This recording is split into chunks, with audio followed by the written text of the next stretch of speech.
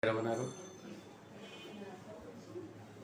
students, I think all of you are well. I'm also well. Today I'm going to take the classes on tech question. This is my fourth class on tech questions. So now I will deliver my lecture in Bangla. Okay, let's have a look on the whiteboard, please. To whiteboard দিকে দেখো প্রথম সেন্টেন্সে লিখেছি something is better then nothing something is better then nothing বাক্যে something everything nothing anything এইগুলো যদি থাকে tag কোশ্চেনে মনে রাখতে হবে যে ইট আসে তাহলে আমরা করি দেখো সেন্টেন্সটা এখানে কি something is better then nothing এখানে ইজ আছে সাহায্যকারী ভার্ব আছে ইজ এটাকে আমরা বলি অপারেটর তাহলে দেখো অপারেটর যদি আমাদের ইজ থাকে এখানে ইজ আসবে এখানে ইজ আসবে এটা হলো না বোধক বাক্য নট নাই তাহলে কন্ট্রাক্টেড করে আমরা নট আনবো এখানে তাহলে কি ইজন্ট আর সামথিং এর জন্য আনবো ইট সামথিং এর জন্য আনবো ইট ঠিক আছে তাহলে এই হচ্ছে ট্যাগ কোশ্চেনটা তারপরে দেখো এভরিথিং ইজ ক্লিয়ার এখানে দেখো এই জায়গাতেও to be verb by operator আছে ইজ কেমন তাহলে নেগেটিভের জন্য একটা নট আনবো যেহেতু কি বাম পাশে আমাদের কি প্রদত্ত বাক্যের স্টেটমেন্টে কোনো নট নাই নেগেটিভ কোনো কথা নাই তাহলে নট আনবো তাহলে ইজন্ট নট আনতে হবে সংক্ষিপ্ত রূপে এরপরে কি ইজন্ট ইট এভরিথিং এর জন্য ইট আসলো সামথিং এর জন্য ট্যাগ কোশ্চেনে ইট যাবে নাথিং থাকলেও ইট যাবে কেমন এনিথিং থাকলেও ইট যাবে এভরিথিং হলেও ইট যাবে সামথিংও যদি আসে তাহলেও ইট যাবে তাহলে দেখো আমরা দেখি এরপরে nothing is impossible in the age of science বিজ্ঞানের যুগে কোনো কিছু বিজ্ঞানের যুগে কোনো কিছু অসম্ভব নয় এটা হলো অর্থ তাহলে দেখো ইজ এখানে অপারেটর আছে ইজ তাহলে ট্যাগ কোশ্চেনে এখানে আসবে আমি নিচে লিখলাম এই জায়গায় জায়গায় নেই সব আমি নিচে লিখলাম তাহলে প্রথমে আসবে ইজ এখানে যে নাথিং আছে শব্দটা নেগেটিভ সুতরাং এখানে নট আসবে না তাহলে কি হবে ইজ ইট তাহলে অপারেটর হিসেবে ইজ গেল আর নাথিং শব্দটা নেগেটিভ হওয়ায় এখানে কি নট আসলো না শুধু ইট বসবে দেন দেখো এনিথিং উইল ডু যে কোনো একটা কিছু হলেই চলবে কাজ চলবে আমাদের তাহলে দেখো এনিথিং উইল যেন উইল আছে তাহলে উইল আসবে সাথে আবার একটা নট আসবে তাহলে উইল নট সংক্ষেপে লিখবো ওন্ট WOUNT নো ওন্ট সংক্ষেপে লিখবো ওন্ট আমরা নিয়ে আসলাম এখানে ওন্ট যেমন ওন্ট আর এনিথিং এর জন্য আসবে ইট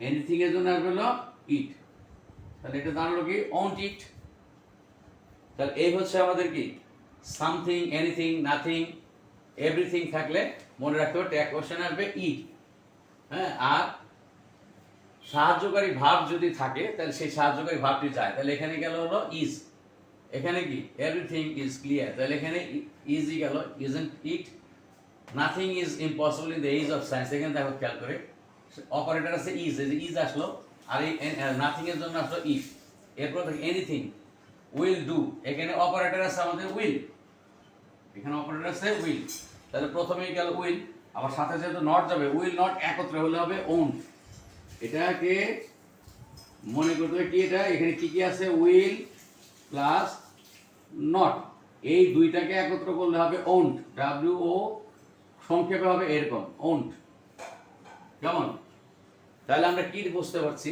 যে বাক্যে যদি সামথিং এনিথিং নাথিং থাকে তাহলে কি হবে তার জন্য ট্যাগ কোশ্চেনে ইট আসবে রুলসটা হলো এরকম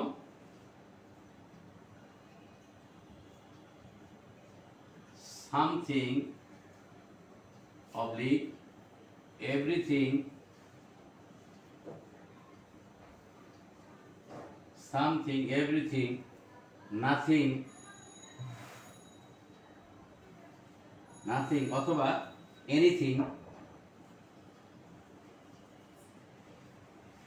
thing কেমন স্টেটমেন্ট বাক্যে যদি এগুলো থাকলে কেমন কোথায় থাকলে আমাদের প্রদত্ত বাক্যে স্টেটমেন্ট বাক্যে যদি সামথিং এনিথিং নাথিং এনিথিং এগুলো যদি থাকে তাহলে আমরা কি ট্যাগ কোশ্চেনে আসবে থাকলে ট্যাগ কোশ্চেনে কি হবে ট্যাগ কোশ্চেন এ ইট বসে এ হচ্ছে এটি। ঠিক এমনি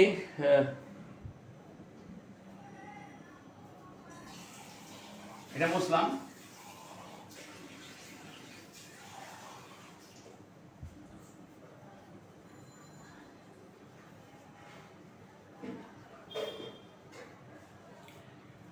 এবার আমরা দেখব যে এভরিবডি, সামবডি, নোবডি থাকলে কি হবে।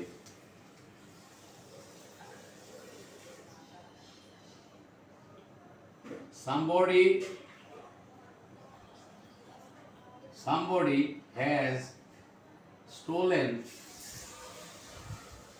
my bag বা পেন। somebody। আবার দেখো nobody is allowed, nobody is allowed in the class, nobody will allowed in the class without dress, dress ছাড়া কাউকে ক্লাসে অ্যালাউ করা হবে না, অনুমতি দেওয়া হবে না। তারপরে দেখো everybody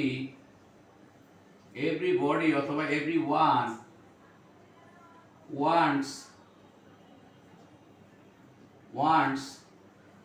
to be happy,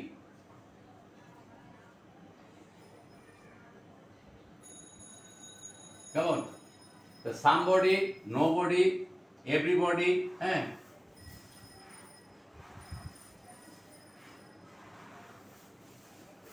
অথবা anybody or anyone can go to the head teacher,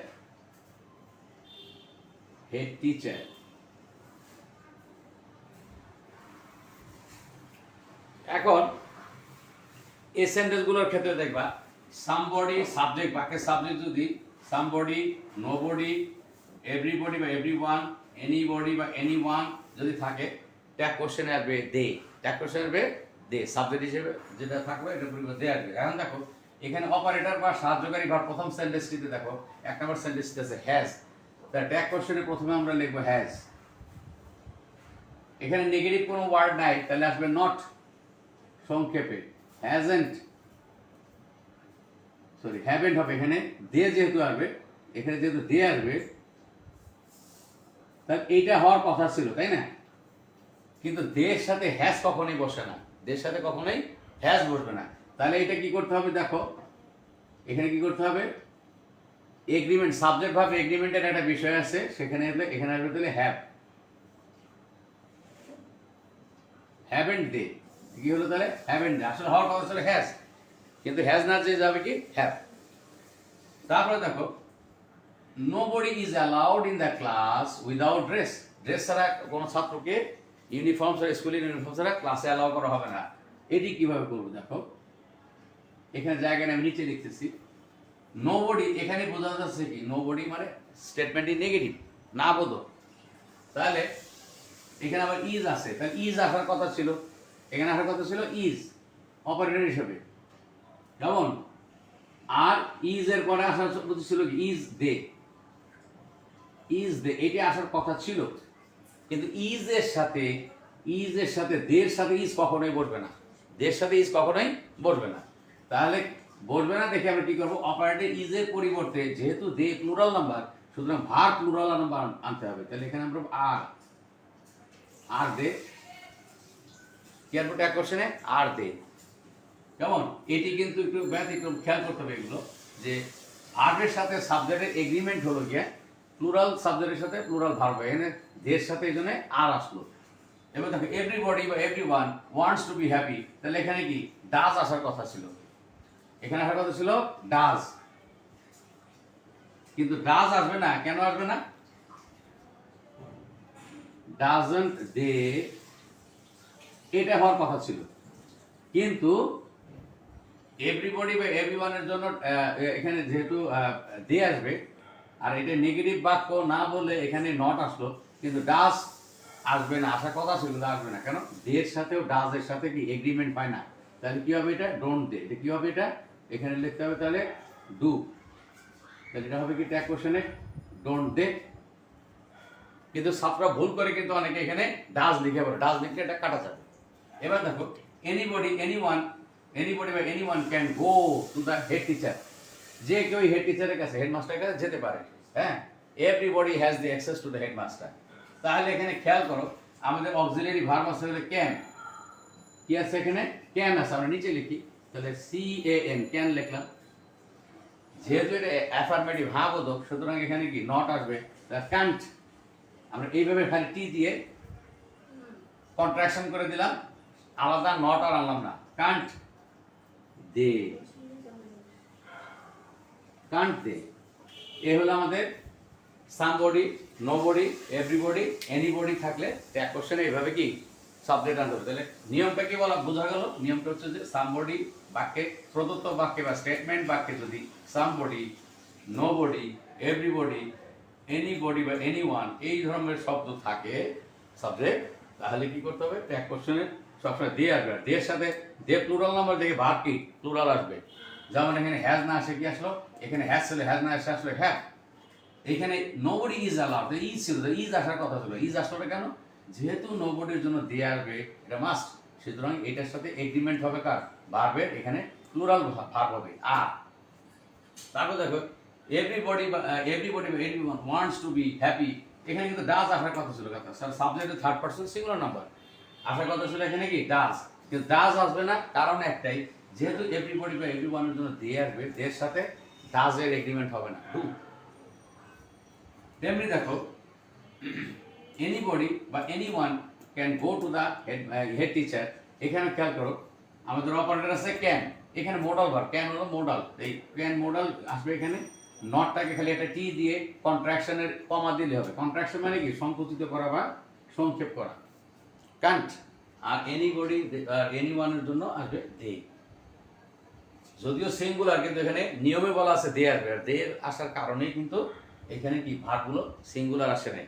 তাহলে এই হচ্ছে আমাদের হলো ট্যাগ কোশ্চেনের। এগুলো কিন্তু পরীক্ষা থাকে, হ্যাঁ, এগুলো ভেরি কমন সেন্টেন্স, এই ধরনের সেন্টেন্স পরীক্ষা থাকে। তাহলে আমরা দেখলাম সামবডি, নোবডি, কেমন, এবং এনিবডি দিয়ে দেখলাম। তো আমরা ট্যাগ কোশ্চেনের আর একটা জিনিস বুঝাই দিই, সেটা হচ্ছে এরকম, তোমরা কিন্তু ভুল করা নিডের ব্যবহারটা। আমি মডেলের আলোচনা এর আগেও করেছি, কিন্তু নিডের ব্যবহারটা তোমরা ছাত্ররা ভুল করে ফেলো। খেয়াল করো, নিড একটা মোডাল আসলে, কিন্তু নিড আবার মেইন ভার্ব হিসেবে বোঝায়। এখন দেখো কখন নিড মোডাল সেটা খেয়াল করতে হবে। যেমন ধরো you need not go out at night.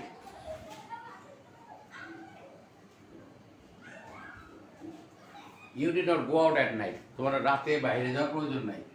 মনে রাখবে, নিডের সাথে যদি নট থাকে তখনই নিড হলো মোডাল। নিড হলো মোডাল অক্সিলারি। তাহলে ট্যাগ কোশ্চেন নিয়ম হচ্ছে, মোডাল ভার্ব থাকলে বাক্যে অন্য কোনো অপারেটর বা সাহায্যকারী ভার্ব ট্যাগ কোশ্চেনে বসবে না, ওই অক্সিলারি যাবে। তার মধ্যে নিড আছে, নিডই যাবে এখানে। এখানে নিডের সাথে নট থাকলে কেবলমাত্র নিড মোডাল। আবার নিড কিন্তু মেইন ভার্ব হিসেবেও বসে, আমরা সেটা উদাহরণটা দেখাবো। তাহলে এখানে আসবে কি নিড, ট্যাগ কোশ্চেন নিড, এখানে নট আছে তাই কোনো নট আসবে না। প্রোনাউন আসলো ওই ইউ, যেহেতু ইউ প্রোনাউন আছে, তাহলে নিড ইউ এরকম। আর একটা সেন্টেন্স দেখো, he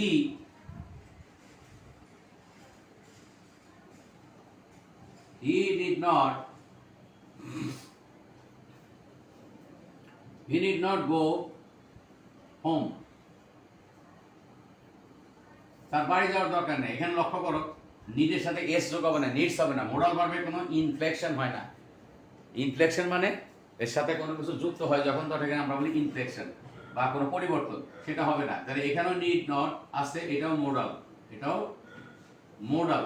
তাহলে এখানে দেখো ট্যাগ কোশ্চেনে এই নিড আসবে, এখানে ট্যাগ কোশ্চেনে আনলাম নিড। নট যেহেতু এখানে আছে সুতরাং নট আসবে না, তাহলে এখানে কি নিড হি, নিড হি। কেমন? এই দুটা সেন্টেন্স দেখালাম। নিড হলো এখানে মোডাল ভার্ব, আর নিড মোডাল ভার্ব ছাড়া প্রিন্সিপাল ভার্ব হিসেবে যখন করবে তখন অন্যান্য ভার্বের মতো হবে। যেমন ধরো দেখো,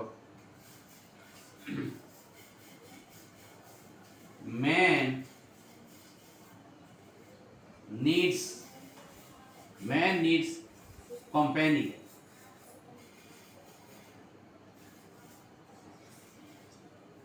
মানুষের কোম্পানি মানে সাহচর্য, কোম্পানি মানে হলো এখানে সাহচর্য, সাহচর্য। মানুষ অন্যের সাহচর্য চায়। হ্যাঁ, মানুষ একা বাস করতে পারে না, একা থাকতে পারে না। ম্যান নিডস কোম্পানি, এইখানে নিড হচ্ছে গিয়ে প্রিন্সিপাল ভার্ব। এই নিড হচ্ছে কারণ এর সাথে এস যোগ আছে, subject verb from singular number, ভার্বের সাথে এস যোগ আছে। এখানে নিড হলো মেইন ভার্ব বা প্রিন্সিপাল ভার্ব, মেইন ভার্ব বা প্রিন্সিপাল ভার্ব, এখানে নিড। সেজন্য কি নিডের সাথে এস যোগ আছে। এখানে কিন্তু ট্যাগ কোশ্চেনে নিড যাবে না। এখানে কি প্রেজেন্ট ইনডিফিনিটের জন্য ডু বা ডাস, তাহলে ম্যানের জন্য এখানে আসবে ডাস। ম্যান হচ্ছে থার্ড পারসন সিঙ্গুলার নাম্বার, ডাস। এখানে হা বোধক যেহেতু সেন্টেন্সটি অ্যাফার্মেটিভ সেন্টেন্স, তাহলে আসবে কি ডাজের সাথে আসবে নট, ডাজন্ট। ম্যানের পরিবর্তে আসবে হি, ডাজন্ট হি, ডাজন্ট হি। নিডের বিষয়টি খুব পরিষ্কার হতে হবে। শুধুমাত্র নিডের সাথে যদি নট থাকে তখন বুঝবা যে নিড হলো মোডাল ভার্ব, সুতরাং ট্যাগ কোশ্চেনে নিড বসবে। এই প্রথম দুটো উদাহরণে কিন্তু তাই দেখানো হলো। পরের যে সেন্টেন্সটি দেখো, ম্যান নিডস কোম্পানি, এখানে খেয়াল করে নিড কিন্তু মেইন ভার্ব লিখে দিয়েছে। মেইন কেন মেইন ভার্ব? এখানে আর কোনো ভার্ব নাই এবং নিডের সাথে কি এস যোগ আছে, subject third person singular number. সুতরাং কি এখানে ম্যান নিডস কোম্পানি, এখানে অন্যান্য প্রিন্সিপাল ভার্বের মতো প্রেজেন্ট ইনডিফিনিটে ডু বা ডাজ আসে ট্যাগ কোশ্চেনে, সেই নিয়মে এখানে ডাজ আসছে কারণ subject third person singular number. আর অ্যাফার্মেটিভ সেন্টেন্স দেখে নট আসলে সংক্ষেপে কন্ট্রাক্টেড হয়ে, তাহলে ডাজন্ট। আর ম্যানের পরিবর্তে আসলে হি। আর একটা সেন্টেন্স উদাহরণ দেখি আমরা, they need your help.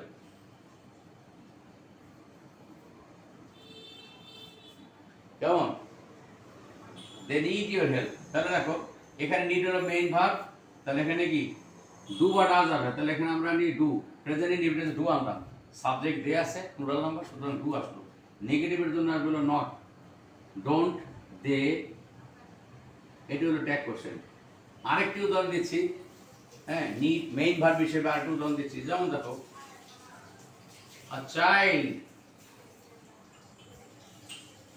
needs mother's care. একটি শিশুর দরকার মায়ের যত্ন, মায়ের যত্ন। তাহলে দেখো a child needs mother's care, এখানে লক্ষ্য করে নিডস মেইন ভার্ব। তাহলে ট্যাগ কোশ্চেন নিডস পুরো, এখানে যেহেতু singular subject third person singular number present indefinite, ঠিক এইটার মতো এখানে কি আসবে, প্রথমে আসবে ডাজ, প্রথমে আসবে হলো ডাজ। সেন্টেন্সটি হলো অ্যাফার্মেটিভ, তাহলে ট্যাগ কোশ্চেন হবে নেগেটিভ, এখানে আসবে নট সংক্ষেপে, নট, ডাজন্ট। শিশুর ক্ষেত্রে হি বা শি বলবে না, ইট, সিঙ্গুলার নাম্বার বলবে কি ইট। এই হচ্ছে ট্যাগ কোশ্চেন। কেমন? শিশুর ক্ষেত্রে বলবে ইট।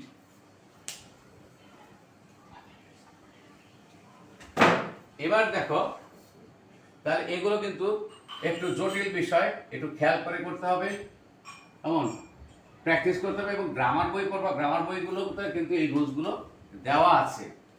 ভুলে গেলে আবার গ্রামার বই দেবে, খাতায় এগুলো নোট করে যদি রাখো তাহলে আবার তোমার কি দরকার হবে না। এখন আরেকটা সেন্টেন্স দেখাবো, দেখো কালেকটিভ নাউনের সেন্টেন্স দেখাবো, সেটির বেলায় কেমন হবে। যেমন দেখো, the army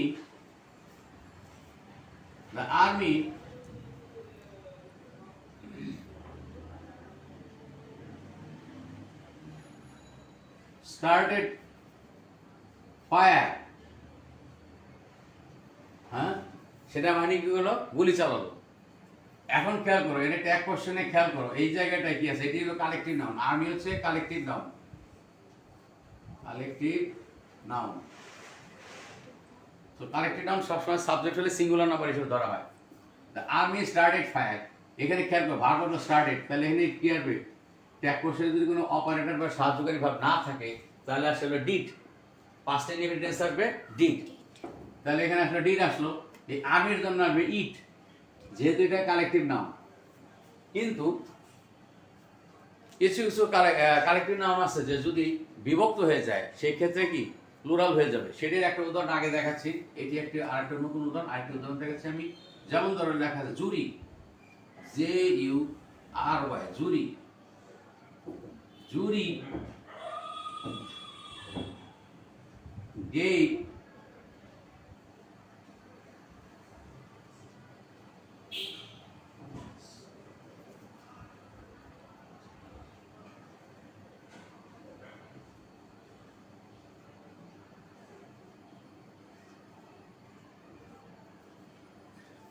জুরি গেভ, এটাকে অনেকে আনএনিমাস উচ্চারণ হবে, আসলে উচ্চারণ হবে ইউনানিমাস, সর্বসম্মত, সর্বসম্মত,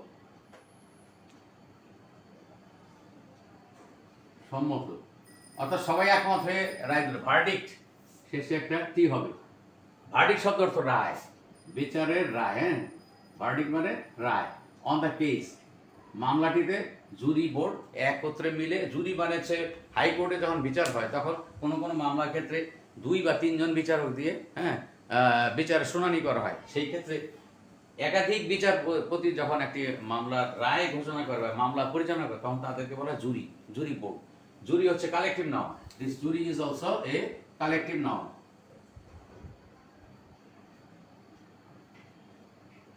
তখন কি হবে? এটা সিঙ্গুলার নাম্বার এসে ধরা হবে। তাহলে এখানে দেখো ভার্ব আছে গে, পাস্ট টেন্সে। তাহলে আমরা এখানে ট্যাগ কোশ্চেনে কি করব দেখো, পাস্ট টেন্স ইনডিফিনিট টেন্সের জন্য ডিড আসবে, ডিডন্ট ইট। কিন্তু এই জুরি যদি আবার বিভক্ত হয়ে যায় তখন এটাকে বলে নাউন অফ মাল্টিটিউড, তখন আবার কি এটা কালেকটিভ নাউন থাকবে না। কিন্তু এই দেখো আরেকটা উদাহরণ কিন্তু দিয়ে লিখতেছি, ব্যতিক্রম কি দেখো, কিন্তু যদি এইটা থেকে আরেকটি সেন্টেন্স দেখো এরকম, দ্য জুরি ডিভাইডেড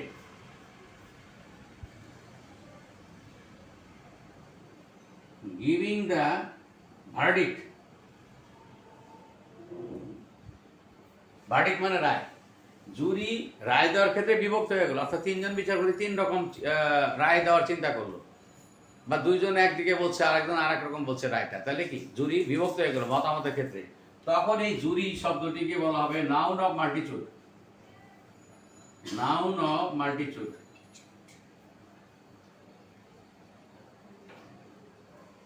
এই জুরি শব্দটি হয়ে যাবে নাউন অফ মাল্টিটিউড, এবং তখন এটা প্লুরাল হয়ে যাবে, বহুবচন হবে। তাহলে দেখো এখানে ডিভাইডেড, ভার্ব আছে কি ডিভাইডেড পাস্ট টেন্সে, তাহলে এখানে আসবে কি ডিড, অপারেটর হিসেবে সাহায্যকারী ভার্ব হিসেবে ডিড, না বোধক কোনো শব্দ নাই, সুতরাং এখানে নট আসবে, এখানে ডিডন্ট।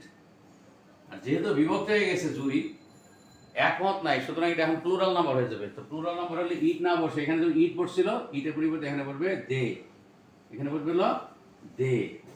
এই হচ্ছে, এগুলো প্রায়শই দেখা যায় ট্যাগ কোশ্চেন হিসেবে সেন্টেন্স দিলে অনেক স্টুডেন্ট যারা একটু কম বুঝে, পড়াশোনা কম, তারা কিন্তু ভুল করে ফেলে, কারণ ক্লিয়ার কনসেপ্ট, পরিষ্কার ধারণা না থাকলে এই ভুলগুলো হয়।